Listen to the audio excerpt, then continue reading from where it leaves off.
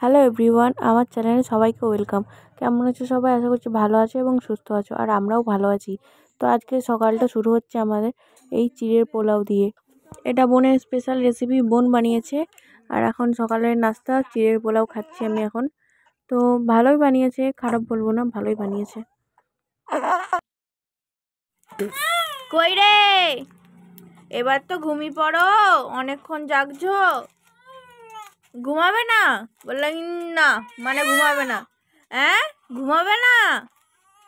ঘুমা না, সেই ভোরবেলা থেকে তো উঠছি। ঘুমিয়ে পড়ো। কোথায় গো? আচ্ছা, দোলায় শুবেনি? ও, ও, আমার বেটু কান্না করে থমকিয়া থমকিয়া গো, আমার বেটু কান্না করে থমকিয়া থমকিয়া। কোলে নিতে একদম চুপ।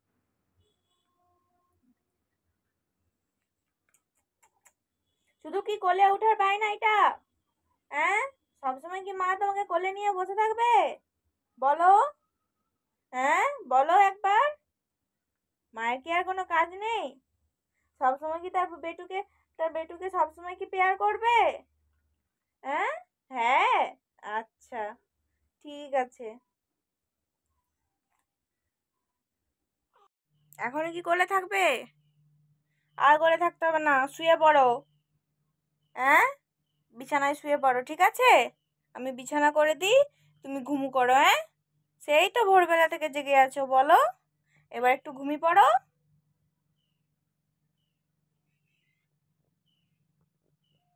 এই তো আমি বিছানা করে দিই, এবার ঘুমিয়ে করবে, ঠিক আছে?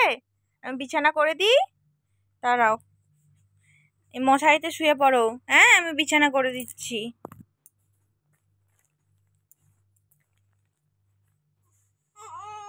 আচ্ছা, কে বকছে গো, কে বকছে?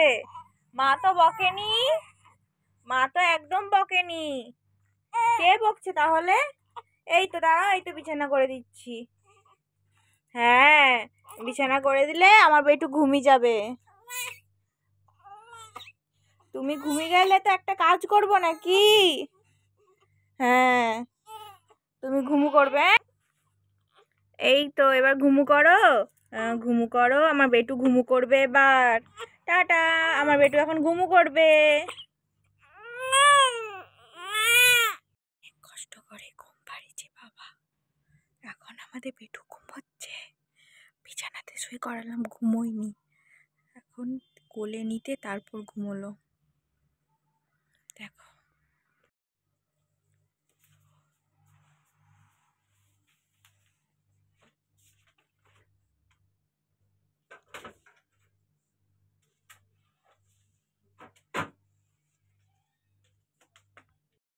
এই বালিশগুলো সোনাইয়ের জন্য বাজার থেকে কিনে আনা হয়েছে, কিন্তু এই বালিশের কভার পাওয়া যাচ্ছে না। মানে দোকানে, অনেক দোকানে খোঁজ করেছে, বলছে কি ছোটো বালিশের কভার এখানে পাওয়া যায় না।